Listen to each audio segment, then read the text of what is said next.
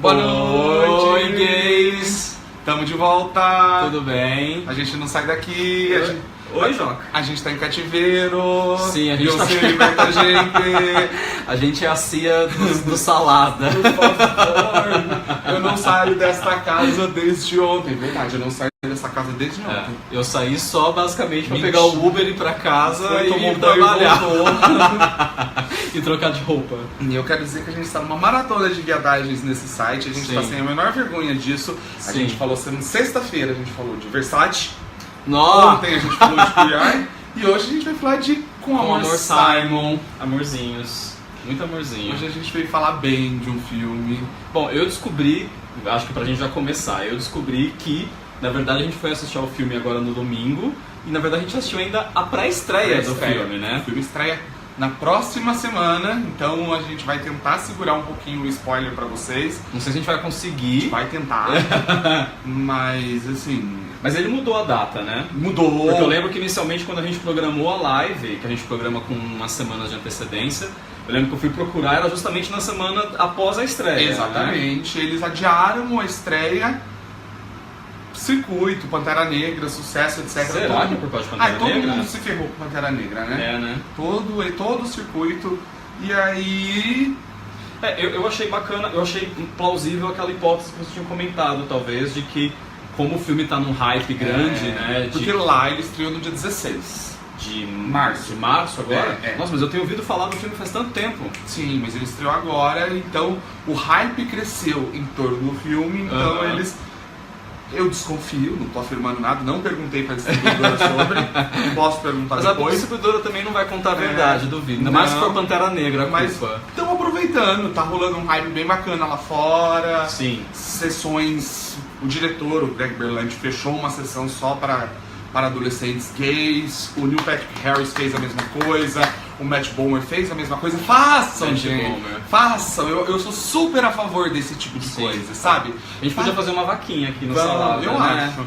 Vamos juntar uns trocos? Vamos. Pra levar as gays no cinema? Vamos levar as gays, porque é... Primeiro, leve... Sabe, você a mamãe. Você é a mamãe que está assistindo isso e que acha que o filho é gay, que tem essa dúvida, não sei o quê, casualmente vai ver esse filme com ele. Sim. Ou sem ele. Ou sem também. ele. Pode ser bom pra você também. Porque eu saí do armário faz muito pouco tempo pra minha família. Não faz um ano que eu saí do armário efetivamente, né? Apesar de, obviamente, as pessoas já sabiam. Já era uma bicha velha. Mas uma coisa que minha mãe me falou e que me deixou muito feliz e muito emocionado quando eu saí do armário foi justamente que, lógico, a gente já imaginava. E eu tenho o costume de, enquanto eu tô cuidando da casa e tal, ficar com a TV ligada, ouvindo a Fátima Bernardes pra poder ter uma companhia falando. E toda vez que a Fátima estava falando sobre isso, eu parava e ia ver justamente porque eu queria aprender e entender o máximo possível sobre as coisas. Então, quem está assistindo a gente, que não só mamães e papais, mas assim, gente que tem um irmão, um primo, ou que quer saber mais sobre o assunto, acho que é um filme muito bacana para você criar empatia, de você se colocar no lugar do outro. Então, é um filme, acho que muito bom para toda pessoa que quer passar por essa experiência, se colocar no lugar de uma pessoa que passa por essa experiência. Que não é a experiência mais tranquila na vida de um LGBT, de um menino gay nesse país e nesse planeta. Mas, afinal, do que o filme fala? A gente tá falando, mas do que o filme fala? Bom, pra resumir um pouquinho, também sem dar muito spoiler, o Com Amor Simon ele é baseado num livro que chamava Simon versus não sei o que, Homo Sapiens, que agora, inclusive, o livro já não tem mais esse nome, ele foi relançado no Brasil com o nome de Com Amor Simon, para aproveitar, é mais fácil das pessoas, inclusive, acharem o livro na livraria. Ele é a história do Simon, que é um menino adolescente, que tem o quê? 16, 17 anos? 17 anos, E aí ele tá no colégio e tal, e ele já percebeu que ele é gay, mas ele ainda não saiu do armário pra ninguém, ele nunca contou pra ninguém, nem pra um amigo, nem pra família, nem pra ninguém. E ele tá meio que nessa coisa de como é que, se ele precisa sair, se ele não precisa, em que momento que ele faz isso.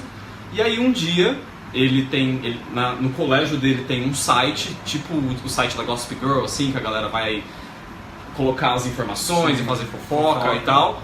E aí uma pessoa entra nesse site e faz um post anônimo, com um pseudônimo, descrito por assume o nome de Blue, contando que ele vive numa coisa muito angustiada, porque ele está cansado de fingir que ele é uma pessoa que ele não é, e que ele quer muito dar conta de que contar para as pessoas a verdade, e o Simon lê isso na hora e faz tipo, bom, é uma outra pessoa gay com quem eu posso conversar, porque talvez eu precise conversar isso com alguém já que eu nunca conversei. E acredite, faz muita falta Faz. conversar.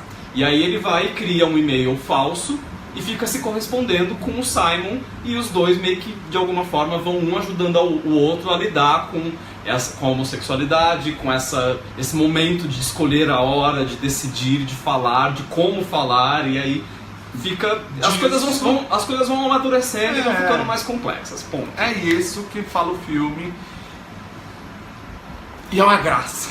Sim. É lindo, é fofo, é meigo, é filme de aquecer o coração. Eu fui assistir ao filme, eu lembro que quando a gente comentou de fazer com Amor Simon, eu fui meio assistir ao filme com um pouco de pé atrás, porque eu tô meio de saco cheio de histórias de outing. Acho que, não sei, agora que talvez, não sei se é porque agora eu já fiz o meu outing, e aí acho que daí parece que você já passou essa etapa e você não tem que toda hora ficar revivendo, mas a memória que eu tenho sempre de filmes de outing são que eles são... Oi, Joca. Tudo bem? Quer fazer outing também, gato? Não quer não.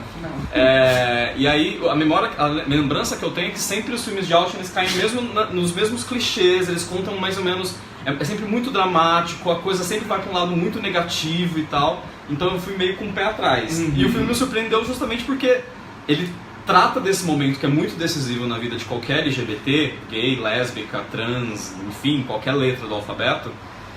Mas ele é muito leve, ele é muito gostoso de assistir. Sim. Você se emociona, você ri, você chora, você torce, não tem muito como explicar. Você entra total nessa história. Você compra a história do começo ao fim. Sim. Com 10 minutos de filme você já está totalmente envolvido e entregue a todo mundo, sabe? E isso é mérito de algumas pessoas. A primeira dessas pessoas, a gente não pode deixar de citar, é o diretor. Greg Berlanti. Ele não é diretor de muitas coisas, ele tem um trabalho como direção muito pequeno, mas como roteirista e como produtor, senhoras e senhores, ele já tocou o seu coração em algum momento. Ele é produtor e roteirista. Vamos lá, vamos citar o só... Simon, ele é só diretor. O quê? No Amor Simon ele só dirige. Ele só dirige, mas na carreira dele ele é produtor / diretor. Eu vou citar alguns trabalhos, pra vocês verem como ele tá à vontade naquele universo. Brothers and Sisters. É uma série... Dramão de família. Tem uma história gay linda. Sim. Ele é produtor, roteirista, produtor executivo de todas, eu disse todas as séries da CW de heróis, então Flash, Arrow, DC Legends of Tomorrow, Supergirl, Raio Negro. Ele é produtor, roteirista, Riverdale. Eu ia perguntar, porque eu ouvi muita gente falando de uma relação de uma similaridade assim, com Amor Simon e Riverdale. Mas que Riverdale eu não assisto ainda, não comecei. E principalmente, eu não citei o mais importante dos trabalhos dele, que é pra mim a referência assim, ele é produtor executivo, ele foi produtor, ele foi roteirista de Dawson's Creek. Bom, então agora pra mim já faz muito faz mais muito sentido. sentido faz essa muito pessoa. sentido. Ele entende de jovens há muito tempo, Sim. ele entende de tocar em emoção com talento, não é de hoje. Ele entende de fazer, e a gente vai falar lá na frente disso, de fazer trilhas sonoras inesquecíveis, como poucos, Dawson's Creek tá aí pra provar. Sim. Aliás, que foi graças a tudo que Dawson's Creek lançou e estabeleceu que a gente teve um zilhão de coisas depois, né? Beyoncé vem na mesma pegada, Gossip Girl, que a gente já falou, Riverdale e tal, mas assim, ele meio que criou o jeitinho de fazer drama adolescente com música boa, com roteiro bem feito, com atuação boa também. Legais. Exatamente. E tem o dedo dele, tem a mão mágica dele, que assim, o cinema e a TV conhecem. Mas é a estreia dele no cinema? Não é a estreia dele. Ele tem alguns outros trabalhos, mas nada desse porte. E quando eu falo porte, é porte de relevância. Sim, não e é de investimento, de aspecto comercial, inclusive. Então, você sabe que é um caso, aí a gente vai entrar nas questões financeiras, é um caso de muita sorte, porque esse filme, eles gastaram 17 milhões de dólares. Ah, é? É muito pouco dinheiro para um filme. Não, mas eu digo assim, de ter uma visibilidade, porque eu lembro de que assim que o projeto foi anunciado, que ia ter a adaptação e tal, eu lembro de ouvir da adaptação de Com Amor Simon muito tempo, muito tempo. Porque é uma história que se construiu, não foi um dinheiro que foi gasto porque eles não tiveram dinheiro. O orçamento desse filme é muito curto. E o filme também não exige um orçamento gigantesco, né? E já tá compensando. Só nos Estados Unidos ele já fez 24, quase 25. Não, ele já se pagou. Não, ele custou 17, ele já fez 25. Mas é que ele tem que render o dobro, né? Por causa das despesas de marketing. Isso só em Estados Unidos. Já é hora que você pegar os mercados lá aqui fora. Isso só lá que estreou? Em alguns lugares do mundo, mas ainda tá em período, não é uma dessas estreias globais, não são os Vingadores. Então, ele vai se bancar muito fácil, é uma história que vai render muito, o que é muito bom pro cenário LGBT. É a mesma lógica que você gostando ou não, tem não, mas Call Me By Your Name. Tá, agora eu entendi agora, gostando ou não. Render dinheiro, esse tipo de filme, abre portas para fazer mais filmes sobre LGBT. Isso é muito... Sim. Então, você, meu amiguinho LGBT, que está aqui assistindo, não baixa. Não baixa. Aliás, se você puder, apesar do filme ainda estar num circuito restrito, então eu não sei em quantas cidades ele está passando, talvez não esteja passando na cidade que você está assistindo, mas se já tiver em pré-estreia, vá na pré-estreia. Vá na pré-estreia, vá no primeiro final de semana, valoriza isso, porque isso sustenta filme em sala. Sim, e na pré-estreia, que nem no caso, a sessão que eu fui estava lotadíssima, a sua também, né? Então, se a gente começar a já mostrar que existe uma demanda para isso já na pré-estreia, também a hora que o filme entrar no circuito, ele tem uma tendência também a entrar em mais salas, e aí tem mais possibilidade de gente ver. E gente que não tá nos grandes centros comerciais de São Paulo, Rio e capitais, passam a ter mais chances de assistir esse filme. Sim. Peçam, façam campanha para as pessoas verem, para chegar esse filme na sua cidade. Sim. Porque ele vale a pena, ele é um bom filme. E assim, não é um filme que você precisa ver na telona. Não é. Não precisa, ele não tem nada de efeito, nada disso. Mas é um filme que ele tem um poder de... Esse tipo de filme tem o poder de gerar outros filmes, não da mesma temática, mas do mesmo segmento. Isso é muito importante. Sim, e acho que ainda que esse filme não tenha nada muito gigantesco para cinema, no sentido de efeito especial, de fotografia maravilhosa e tal, mas é o tipo de filme que ele acho que ganha muito emocionalmente você vendo no cinema, na tela grande, em sala escura, silêncio. Porque não tem como. É uma história muito cheia de sensibilidade e que aquela telona ela faz você mergulhar muito mesmo. Sim. Muito mesmo em Com Amor Simon. Exatamente. Então valorize o trabalho do cara. O cara fez um trabalho muito bom, assim, ele não inventou a roda, mas ele contou uma história muito bem contada, assim, com personagens muito bem feitos, com personagens muito reais. São adolescentes. Você, meu amigo Millennium, você está lá muito bem representado mesmo. Se o Millennium tá, eu me senti super representado e eu já não sou mais geração Millennium. Então, eu sou, ele não. O André ainda tem uma Millennium vivendo dentro dele. Mas eu gostei muito, assim, de já indicar pra todo mundo e eu tô querendo assistir novamente. Não sei se eu vou assistir agora na pré-estreia ou só vou esperar entrar no circuito oficial pra dar uma força nas primeiras semanas de exibição. Sim. Principalmente na primeira. Se quiser ler o livro, leia o livro. Quem lê o livro gosta muito também do livro, diz que é muito bom. Disseram que a adaptação foi muito bem feita. Sim, né? No Brasil, ao contrário de Call Me By Your Name. Começou a mágoa ele. Para começar falando do elenco. Do Nick Robinson. Eu gostei muito. Acho que ele passa bem a cara de um adolescente da idade, com os dramas, os conflitos, as inseguranças, os momentos que você acha que você está muito forte, logo na sequência vem alguma coisa que te tira um pouco do eixo novamente. Eu gosto muito. Eu gostaria que ele fosse, acho que em alguns momentos... Epa! Pra vocês ficarem vendo a gente melhor. Pronto. Eu gostaria que em alguns momentos ele fosse um pouquinho mais... Olha o toque. Foi? Foi tão torto, né? Não, tava certo. Não tá. Agora sim. Agora sim. Eu gostaria que em alguns momentos ele fosse um pouquinho mais efusivo. Mas aí acho que tem um pouco, novamente, o nosso sangue latino que a gente gostaria que as pessoas fossem mais... Eu acho que tem muito do introspectivo do personagem. Pra quem assistiu Jurassic World, ele tá lá no filme, é um trabalho mais relevante da carreira dele até então. Ele é o menininho do Jurassic World? Então, assim, você pode assistir, conhecer. Ele tem uma carreira já mediana, nada de grandioso, mas Jurassic World é o maior trabalho dele, sem dúvida, de público. Uau!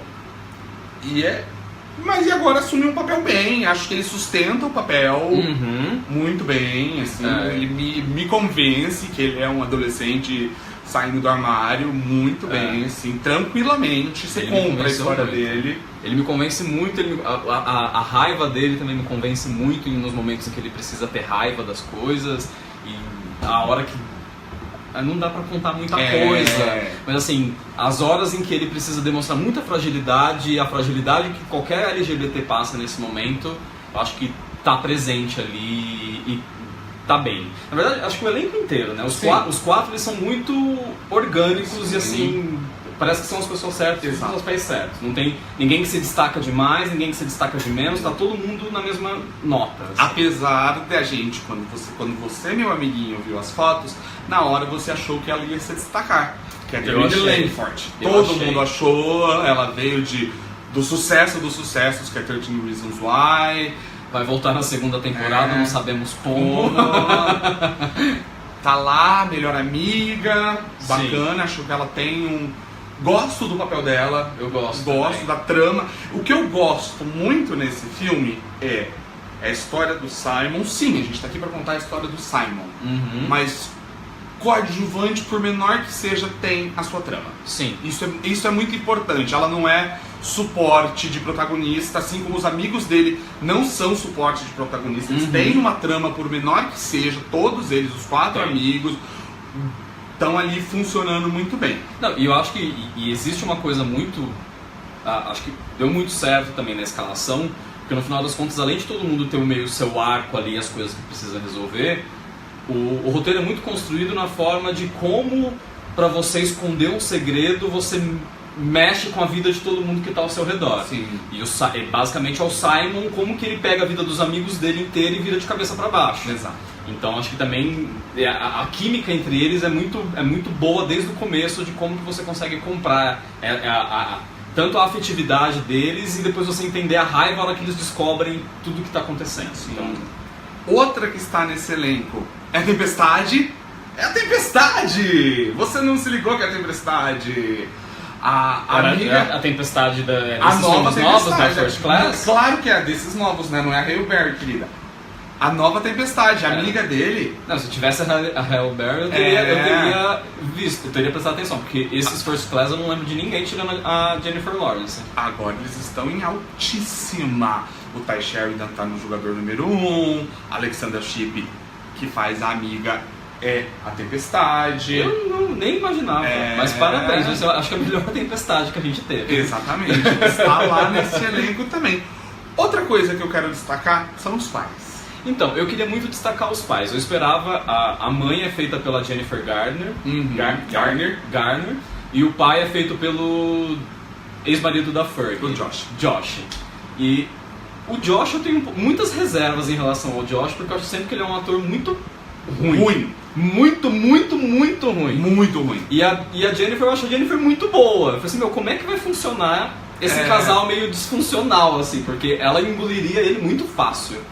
Só que mesmo a dinâmica dos dois também acho que casa muito bem, porque ele é um péssimo ator, mas o pai é uma pessoa muito engraçada e muito piadista, e ele consegue, acho que, fazer isso. Sim. E o pai é muito a válvula cômica, né, do filme, da relação familiar. Da relação da família dele, sim. Então acho que ele consegue... Eu gostei muito no final das contas. Sim. E as cenas que eles têm... Uma das cenas chaves que eles têm com o Simon, cada um tem a sua própria cena com o Simon, é muito bonita porque ela se constrói de maneiras muito distintas, mas é muito emocionante a forma como as coisas se constroem. Exatamente, são cenas, assim, as duas cenas têm o mesmo propósito, só que mérito desse roteiro muito bem feito, mas elas respeitam a personalidade dos dois personagens. Eles podiam botar pai e mãe juntos e construir uma única cena, mas não. Sim. Cada um tem a sua cena e é muito bem respeitado. O que é esta mãe para este menino? O que é este pai para esse menino? Então funciona lindamente nas duas cenas. A dela, eu chorei, óbvio. Nossa, a dela... Eu chorei nas duas, na verdade. Na dela, a dela é uma cena muito bonita, acho que não chega a ser como a cena do Call Me By Your Name, porque aquele monólogo é muito intenso, mas a dinâmica dos dois e as coisas que ela fala pra ele são muito bonitas. E a forma como ela se posiciona na cena é muito bonita. E eu acho que a dela tem um mérito, eu acho que na comparação com Call Me By Your Name. É uma cena muito humana. A cena do Call Me By Your Name é linda, é um texto deslumbrante. Mas, queridos, você não imagina na sua vida real o seu pai falando aquele textão maravilhoso e tal. Ou sua mãe, quem quer que seja. A cena dela não, é real, é palpável, assim, você consegue ouvir a vozinha do seu pai, a vozinha da sua mãe aqui falando aquilo com muita verdade. Foi exatamente a conversa com a minha mãe, a conversa com ela, assim, então eu morri de chorar. E acho que uma coisa diferente daí da conversa de Call Me By Your Name, que a gente pode fazer essa comparação, é de que acho que a cena de Call Me By Your Name, ela te tira da cena. Você está assistindo a cena, mas existe alguma coisa que o tempo inteiro te tira de você, de fato, mergulhar emocionalmente naquela cena. Porque, apesar do monólogo ser muito bonito, o monólogo ele é muito enigmático. Então você fica muito um bom pedaço da cena do tipo, o que ele está falando? O que ele está querendo dizer? E aí isso tira um pouco você de se envolver tanto com o que está acontecendo. Exatamente. Essa cena ela não tem muito mistério. A gente sabe exatamente sobre o que vai ser essa conversa na hora que a conversa acontece. Então você, a hora que ela começa a acontecer, você já sabe tudo o que vai acontecer e você já vai. E eu comecei a chorar na hora que ela fala, você quer conversar? Eu já tava tipo... É linda, é bonita, é muito fofa. Quero destacar mais duas pessoas desse elenco. E só terminar, a cena com... A gente falou da cena dela, né? A cena com o pai também acho que é muito bem construída, porque o pai é sempre a figura cômica desse casal. E aí ela meio que já canta a bola pra ele na conversa de tipo, teu pai não tem nenhum problema com a tua sexualidade e teu pai não sabe viver sem você, teu pai não sabe fazer nada sem você. E aí a hora que começa a conversa com o pai, você já tem esse background pra entrar na conversa. Você já vem pronto pra... Você já vem pronto, o pai faz de uma maneira muito bacana, e aí você começa a eu pelo menos, eu comecei a chorar na cena e do nada o pai emenda uma piada, eu senti uma hora que eu tava rindo maravilhosa. Eu tava rindo e chorando ao mesmo tempo e eu não sabia se eu ria ou se eu chorava. A piada é muito boa, muito boa. A piada é incrível. Aliás, falando em piadas boas, tem duas pessoas nesse elenco que, olha... Obrigado, TV americana, por gerar essas pessoas para a gente. São elas, eu anoto porque eu esqueço, a memória da bicha é ruim. Pra mim a moça... Natasha Rockwell, que é a professora de musical. Sim. Ela faz Insecure, da HBO. Ela está é maravilhosa. Hilária, ela está maravilhosa. Toda a cena dela, ela abre a boca e você começa a dar risada. É muito boa. E ele, o amado, o idolatrado, querido, eu quero construir um altar para Tony Hale. Tony Hale, maravilhoso de Arrested Development, que se você nunca assistiu, vai assistir, que é maravilhoso. Vai assistir, é maravilhoso. Ele faz um papel incrível numa série incrível que é Arrested Development. Ele no filme é quem? O diretor? É, o vice-diretor. O vice-diretor é o humor dele, é ele completamente à vontade no papel. Assim, eu sou fã declarado de Tony Hale, eu acho que ele é a estrela de Arrested Development. Olha que ele que é uma série que tem um elenco fabuloso, mas pra mim ele é a estrela, que ele entra em cena, as piadas dele são muito boas, ele tem um plot ali no meio da série que envolve a mão dele, que é hilário, eu amo. Então ele é muito bom. Eu gosto muito de umas sutilezas que tem no filme, e a sutileza que eu mais lembro é uma sutileza envolvendo ele, que é a hora em que as coisas começam a sair dos eixos. A primeira vez que o Simon chega na escola, depois que as pessoas começam a descobrir sobre ele e tal, o diretor encontra ele logo que o Simon entra na escola. O diretor não fala nada pra ele, basicamente, fala tipo alguma coisa do tipo, tô sabendo, e só que ele tem um broche da bandeira do arco-íris no paletó. Na lapela. Então, tipo, ele não precisou falar nada de apoio pro Simon, só o fato dele estar com o broche na lapela do terno já significa quão acolhido ele quer deixar o Simon naquela situação. Ele faz uma piada bem desconfortável pra ele, que é quando ele fala... Porque num dado momento antes do filme, isso aqui não é spoiler, tá, gente? Ele fala que ele tem Ele é muito desbocado. E ele fala num dado momento do filme que ele tem um date, que ele tem um encontro. Do Tinder. E quando ele sabe e ele fala que ele e o Simon são muito parecidos. E quando ele descobre do Simon, ele fala que na verdade eles são parecidos, mas não é bem isso que ele tá pensando. Não é no sentido que talvez você tenha imaginado, tá? É muito engraçado, porque você pode imaginar que o personagem dele tem uma nuance que você poderia achar que ele é gay. Eu imaginava. Poderia. Eu imaginava até. Mas é muito bom, ele é muito, muito bom. O Tony Hale é um ator fenomenal. Se você nunca assistiu nada dele, vai atrás, porque ele vale... Ali naquele elenco, ele é assim o melhor ator disparado. Eu acho muito bom. Uma das coisas que eu acho muito boa com Amor Simon, de que além do roteiro ter sido muito bem construído de uma maneira em que ele dá oportunidade para todo mundo que aparece na tela de alguma forma fazer a diferença na história. Acho que essa história não seria desse jeito se esses coadjuvantes não fossem tão bons como eles são. Sim. Porque você consegue ter empatia por todos, assim. Não acho que é diferente daqueles filmes que começam e você faz tipo, podia cair uma bomba nessa escola porque eu não me importo com ninguém. Ali você se importa com todas as pessoas dessa escola e que rondam a vida do Simon, sabe? Eu gosto muito. Sim, gosto muito. Eu não conhecia nenhum deles, vou pegar todas as referências do André. Vai assistir Secret, que é muito bom, vai assistir Arrested Development, que é sensacional, é um dos melhores humores que os Estados Unidos já produziu. Insecure eu comecei a assistir, mas eu não dei continuidade. Vai ver Arrested Development, que é uma série que tem três próprias, a quarta da Netflix, que a Netflix vai fazendo, a gente nunca sabe porque eles vivem escondendo essa informação. Uma quinta, depende da Ellen liberar a patroa. A Portia faz, ela não tá fazendo nada mesmo, a Portia de Rossi, maravilhosa também, tá linda nessa série. Vai ver que é bom. Vou ver, na listinha. Esse filme me conectou com outro filme, que não tem a mesma trama, que não é a mesma história, mas que tem uma construção muito parecida. São ambos baseados em livros, ambos mostram... Só que um puxa para um lado muito feliz, o outro para um lado muito pesado. Ambos mostram relações de amizades, ambos têm pais coadjuvantes que são atores famosos, que estão lá dando um suporte muito bom na construção. Ambos têm jovens atores muito bons. Então o tempo todo, mesmo as histórias sendo diferentes, os dois filmes conversaram comigo, na minha cabecinha, que é Com Amor Simon, e o meu filme favorito na vida do universo e tudo mais, o segundo, aliás, o primeiro é De Volta para o Futuro, que é As Vantagens de Ser Invisível. Eles se conversam, são filmes sobre adolescência, sobre se descobrir. São histórias muito diferentes, assim, aqui não vai ser spoiler algum. As Vantagens de Ser Invisível conta a história. Na verdade vai ser um spoiler, porque assim, se você não assistiu até hoje, desculpa, sabe? Você merece tomar esse spoiler. Você merecia, porque você deveria ter assistido. O Charlie é um menino que na infância ele foi abusado pela tia. E aí a história das Vantagens de Ser Invisível é ele descobrindo a vida adolescente, descobrindo as amizades e resgatando essa história extremamente pesada pra ele, que desencadeia um gatilho. Esse trauma volta. Mexe com gatilhos também, coisas.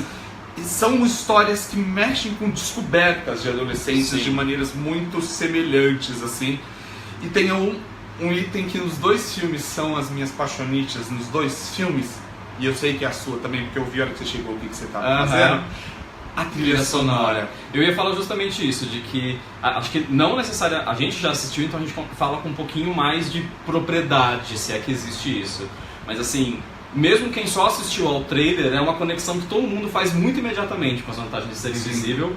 Acho que justamente também por causa da qualidade da trilha sonora, porque ele é um filme que ele é muito construído em cima da música, em cima de como essas músicas vão simbolizando os momentos emocionais, ou elas reforçam sonhos ou reforçam fantasias, como a hora que o Simon começa a imaginar que a hora que eu for pra faculdade é a hora que eu vou ser gay de verdade, que é uma gag maravilhosa de como ser viado e a trilha é muito boa. E que conversa com... Aquela cena conversa com muitos outros filmes. Aquela cena conversa com próprias vantagens. Conversa com 500 Dias com Ela. Eu lembrei de 500 Dias com Ela. É a cena do Tom. É exatamente a cena. Só não tem um passarinho de animação. Mas é a mesma cena. Toda a canastrice do Tom, o Simon tem ali também. Conversa muito bem. E a trilha é linda. Sim. É linda. É essencialmente Bleachers do começo ao fim. Assim, são 4 músicas do Bleachers, e quando não é do Bleachers é uma música do Jack Antonoff. que é o vocalista do Bleachers, que é o baterista do Fun. Então, assim, é um universo então o universo musical funciona muito bem. Tem dentro dessa trilha Bleachers Jack Antonoff o Troye Sivan, que é o novo divulguei. Queridíssima. Tem Whitney Houston. Tem Whitney dos antigos. Pra quem é das antigas, tem Whitney Houston. Tem uma música de Natal linda dos Jacksons 5, que eu adoro. Eu acho aquela música fodida. Whitney Houston tem, tipo, é a minha favorita. Eu fico sempre muito envergonhado quando eu vejo esses filmes adolescentes, tipo As Vantagens de Ser Invisível, agora com Amor Simon. Fico sempre muito envergonhado, tipo, como esses adolescentes têm um gosto musical melhor do que o meu hoje. É maravilhoso. A trilha é um primor. Tem a música nova da Ace Fifth Harmony, da Normani, com o Khalid. A música tá. A música que ela lançou há pouquíssimo tempo. Que, aliás, é uma música que destoa bem do resto do álbum, até, da trilha sonora, porque todo o álbum é meio indie, meio... Ou é indie ou é Kakura, a trilha. Mas ela tá lá, adolescente gosta, gente. É a cota adolescentão. É uma Fifth Harmony. Sim. Eles, né, que acabaram. Sim. Vontade. Mas tá lá, e é uma trilha... Eu acho a trilha bonita, acho a trilha gostosa. Acho aquela trilha que vai ajudando a embalar o filme. As músicas velhas, nas Vantagens de Ser Invisível, cria umas conexões muito boas pra gente que é mais velho. Sim. Lá nas Vantagens Invisíveis é o Bowie, né? Sim. Imbatível. Aqui é o Whitney Houston. E é ótimo. Aqui é a voz do Michael, criança. Sim. Linda, numa música assim, emocionante. Eu gosto muito. Saindo do cinema no domingo, eu já abri o Spotify, que o Spotify tem a trilha lá já disponível. Então eu já fui pra casa ouvindo a trilha. Ontem, segunda, eu ouvi a trilha basicamente o dia inteiro. Hoje eu ouvi a trilha basicamente o dia inteiro. Eu também. Então já entrou no meu top de lista de trilhas sonoras preferidas da vida, assim. Sim, é muito, muito boa mesmo. Ouçam que ouçam. A gente pode entrar em spoilers? Um pouquinho. Vai ter alguns spoilers. Então, gente, é o seguinte, já estamos avisando que a gente vai entrar em umas partes meio que de spoilers, que daí se você não quiser saber, beijo, foi ótimo ter tua presença aqui. Segunda-feira a gente tá de volta falando de RuPaul's episódio 2. Exato. Se você quiser saber, continua aqui. Pode continuar. Então, assim, agora as coisinhas que... A gente falou das coisas boas, que acho que são a grande maioria do filme pra mim, pelo menos. E aí, pra gente poder falar talvez das coisas mais ruins, a gente tem talvez que entrar em alguns spoilers mais pra quem já assistiu ou pra quem não tenha problema com spoiler. A gente promete que a gente vai ser sucinto. Bem sucinto. Então acho que assim, pra mim, uma das coisas que me incomoda um pouco no filme eu não sei, acho que provavelmente isso deve vir do site, do livro, pelo que eu já comecei a ler um pouquinho do livro, que é o negócio do site, do Gossip Girl deles, que assim, me incomoda demais, é uma coisa que até a escola própria sabe que existe e ninguém faz nada pra acabar com esse espaço que basicamente só serve pra fazer bullying e pra fazer fofoca. Mas entendo que tem uma função dentro da narrativa. Sim. E não sei como é que esse filme aconteceria sem isso, né? Eu também fiquei pensando nisso, porque é muito a lógica do Gossip Girl. Sem ele não existiria, porque aquilo ali é o estopim. E assim, adolescentes fofocam. Sim. E foi uma maneira não saudável. Mas aí, eu gosto muito, e aí é percepção de conhecimento de adolescente, o fato, é uma besteirinha, um detalhe, mas não é, não que eu acho que o site da fofoca deve existir, que é o fato de ser um Tumblr. Sim. Adolescentes americanos amam Tumblrs. Sim. Eles gostam de verdade, é uma ferramenta muito usada, existem livros, se vocês forem agora aqui no Instagram do Salada, tem um íconezinho de um livro que foi lançado no Brasil, que é um Tumblr que as pessoas desabafam. Um Tumblr de tem uma menina que ela chama Emily Trumpo. Ela tem 16 anos. Eu gosto muito, não é pra falar mal, mas eu gosto muito da conexão que se fez na minha cabeça. Ela criou alguns Tumblrs e 2 merecem destaques. Um chama Últimas Mensagens Recebidas. Esse é muito pesado, que as pessoas... acho que eu já ouvi falar. Mandam pra ele Mensagem... É, a última mensagem... Tipo carta de suicídio. Carta de suicídio, a última mensagem de um pai, de uma mãe, antes de morrer. Uhum. É muito triste. Eu tenho esses 2 livros aqui. E o outro é o Cartas Secretas Jamais Enviadas. Uhum. Então são histórias assim de pessoas abrindo o coração. Uhum. E eu acho que tem muito essa... E é um fenômeno. Essa menina tem 16 anos, lançou 2 livros que são vendidos mundialmente. Uhum. No Brasil, você pode encontrar os 2 pela Companhia das Letras, no selo da editora seguinte, que é o selo de adolescente deles. Uhum. Mas conversa muito bem, assim. Eu sei que é incentivar o bullying até certo ponto, Uhum. mas até que ponto o filme poderia fugir de uma realidade? E no final das contas, assim, se não fosse num site ou num Tumblr, é um tipo de bullying virtual que acontece no Facebook ou no Twitter ou em qualquer outra ferramenta. Então não é o site o problema. O que me deixou um pouco incomodado é que a própria escola sabe disso, né? E na verdade o próprio vice-diretor usa o site como fonte de notícias sobre os alunos, sabe? Mas eu gosto como eles na trama ressignificam o Tumblr. Sim. Isso é um ponto positivo. É eles enxergarem que aquilo é sim um problema. Uhum. É uma solução narrativa? É uma solução narrativa, sim. Mas é um problema, então eles enxergam e na trama mesmo eles ressignificam em um dado momento. Sim, e aí acho que a outra coisa que eu acho que é um pouquinho mais problemática talvez do que o site é que são 2 personagens declaradamente gays que a gente sabe desde o começo da história. É o Simon, que está nesse processo de sair do armário, e um outro menino do colégio que já saiu do armário há 1 ano, 2 anos antes, que é o Ethan. Que é o Ethan, que é aquele... O Simon é basicamente o gay discreto fora do meio, e o Ethan é o gay mais afeminado, até não sei se porque... Simon é o Brokeback Mountain e o Ethan é a Gaiola das Loucas. Exato. Inclusive nos figurinos. E desde o começo fica muito claro que o Simon tem algum tipo de resistência em relação ao Ethan.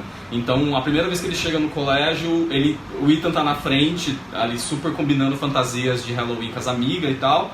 E aí os meninos começam a fazer bullying nele e o Simon ouve e faz tipo, mas também ele dá trela, ele dá motivo. Sim. E meio que é uma coisa, é um tipo de julgamento que segue um bom pedaço do filme. Então, a hora que ele começa a tentar descobrir quem é a pessoa que se corresponde com ele, chega um momento em que ele começa a cogitar que talvez seja o Ethan. E ele faz uma cara de tipo, pode ser qualquer pessoa menos o Ethan. Exato. Então, e não é porque o Ethan não é o tipo físico dele, mas é muito... Você entende que as peças começam a se juntar de que talvez ele não... O Ethan não atraia por causa de ter um jeito mais feminino e tal. O Ethan é a bicha afeminada e isso... traz uma, e não é problema nem usar essa expressão, uma certa homofobia internalizada dele. Ele tem... Porque o filme já começa com o Ethan fazendo aquele discurso clássico, né? De tipo, eu sou normal, eu sou uma pessoa babá. E o Ethan é maravilhoso. E o Ethan é muito maravilhoso. Tanto que o Ethan, ele é o afeminado, ele sofre preconceito, mas ele não é vítima em nenhum momento. Não. Ele bate, ele devolve na mesma moeda, ele não fica quieto, ele não leva desaforo pra casa. Na hora que as coisas acontecem de tirarem o Simon do armário, ele é a pessoa que vai, apesar de eles serem meio que jogados na situação contra a própria vontade, ele é a pessoa que vai tipo, por que você não veio conversar comigo? Eu tava aqui. Ele se coloca à disposição pra ouvir o Simon se o Simon precisar. Só que o tempo inteiro o Simon parece meio que tentar evitá-lo, assim. Sim. E eu imaginava que pelo menos... o André comentou, quando a gente conversou sobre isso anteriormente, a gente falou, porque eu consegui entender porque eu não espero que ele seja extremamente desconstruído, porque ninguém é desconstruído nessa idade. A gente vê um pouco da desconstrução do Simon. Ele tem medos ainda, então... Mas eu esperava que no final do filme ele pelo menos tivesse um entendimento mais claro de que não existe um único jeito de você ser gay e de que todos os jeitos das pessoas, cada um tem o seu próprio jeito de viver, cada um tem o jeito de se expressar, de se comportar e nenhum jeito é melhor do que o outro. E isso fica meio que devendo pra mim no final do filme. Sim, mas eu acho maravilhoso o momento que o Ethan joga na cara do Simon que ele se veste mal. Sim. Acho maravilhoso. Acho que é uma saída por cima linda. linda, linda, linda. Sim. Tem mais Mas é a única coisa que me pega um pouco, assim. Eu gostaria que no final tivesse um fechamento mais incrível. Ainda mais porque vai ser um filme que vai levar muito gay pra assistir, muito gay na idade do Ethan, que talvez tenha o mesmo tipo de pensamento do Ethan. Acho que era uma coisa bacana, uma mensagem bacana pra se passar no final do filme. Mas só pra fechar, uma mensagem muito bacana do filme, e que eu, traçando um paralelo com as vantagens não tem, esse filme tem. Parabéns, Greg Berlanti, parabéns, produtores, pela diversidade. Sim. 4 amigos principais. Tá, o protagonista, o menino branco, papapá, mas são 2 brancos e 2 negros. Sim. Os professores é um branco e uma negra. Tem gay negro? Tem. Tem gay branco? Tem. Tem latino? Tem. Tem de tudo. Eu consegui ver todas as coisas possíveis no filme. A diversidade racial tá muito bem feita nesse filme, assim, o fato dele... Spoiler! Bom, você já sabe o spoiler. O fato dele se abrir, a primeira pessoa que ele se abrir, ser com uma menina, e aí, negra. Eu acho muito bonito ela acho também. ser com ela, ser a trama, ser a amiga que ele confia, sabe? Assim, é meio que... eu tive meio que um negócio, além de ser a amiga que ele confia, meio que do tipo... Talvez essa minoria gay só possa confiar na outra minoria, porque sabe o mesmo tipo de preconceito que existe, sabe? Sim, ele é um filme que abrange minorias e que trata de... que pega minorias e todo mundo ali naquele elenco, basicamente, com exceção da Catherine Langford, acaba sendo uma minoria, porque ou você bicha, ou você é negro, ou você é o pessoal do musical, que por si só já é o pessoal excluído da escola. Não, mas mesmo a Catherine também dá pra gente colocar ela também no espectro da diversidade, ela porque não ela também ela é a menina mais gordinha também, ela não é mas a menina... Mas ela não tem nada gritante como todo... Até o vilão da trama é totalmente disfuncional. É um menino disfuncional, é menino de musical, menino de teatro escolar. Por si só ele já é excluído. Tem o menino que trabalha, que precisa da grana, então tem tudo isso, assim. É uma coisa que eu acho bacana no final, analisando agora que você contou isso, uma coisa que eu não tinha parado pra prestar atenção, é de que assim, eles conseguiram construir um filme inteiro baseado nessa vida de colégio americano, sem cair naquele clichê de os populares, os excluídos, tipo, os esportistas, não sei o quê. Não tem essa trama. Não tem essa trama. Assim, você sabe que eles são os excluídos porque nos clichês eles são os excluídos. Mas isso não é uma questão na trama mesmo. Não tem importância você ser atleta ou não, ser excluído ou não. Isso tá em outro... Não entra no filme.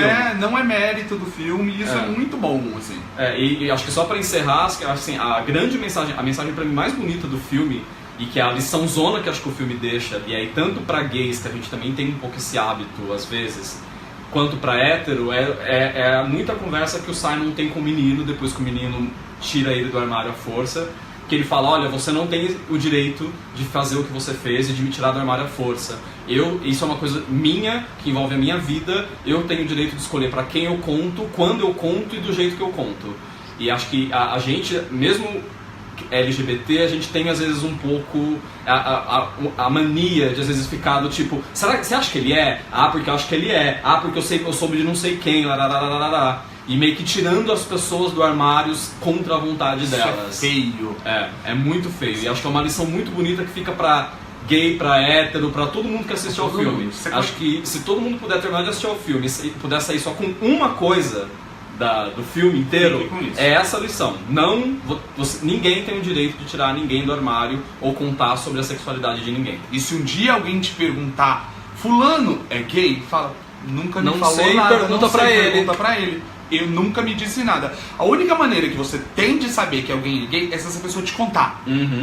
Se essa pessoa tornar isso público. Do contrário, é especulação. Isso é feio, isso é baixo, isso machuca. E se alguém teve a confiança de contar pra você, você não tem o direito de passar a notícia pra frente também. Não destrua essa confiança. E isso mostra o quão essa pessoa confiou em você pra contar sobre um pedaço da vida dela que ainda é muito sensível pra ela e que ela ainda tá aprendendo como lidar. Então, se ela contou pra você é porque ela confia em você e ela espera que você vai entender, não vai julgar, não vai passar pra frente, não vai alimentar esse ciclo do qual justamente ela está tentando se proteger nesse momento ainda. Militamos. Militamos bonito. Bonito, né? Muito bom.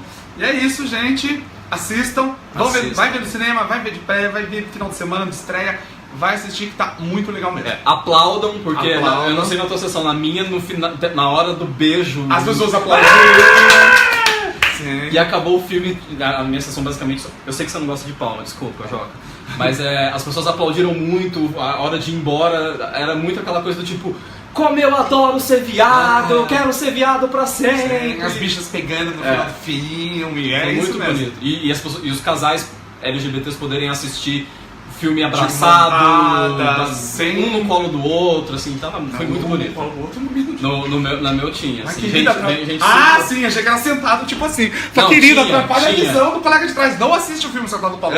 Paga 2 poltronas, querida. Não, mas Paga pagaram esse- 2 poltronas, mas aquela coisa de você abrir a perna e entrar Ah, no meio da perna do outro. isso é bonitinho. Isso é bonitinho. Isso assim, no polo não, porque você Porque você atrapalha a visão. pessoa de trás. Isso não é educado. Mas veja, bata palma, passa pra frente, comenta com a gente o que você achou na hora que você assistir. Lê o livro, Leia ouve a o livro. trilha.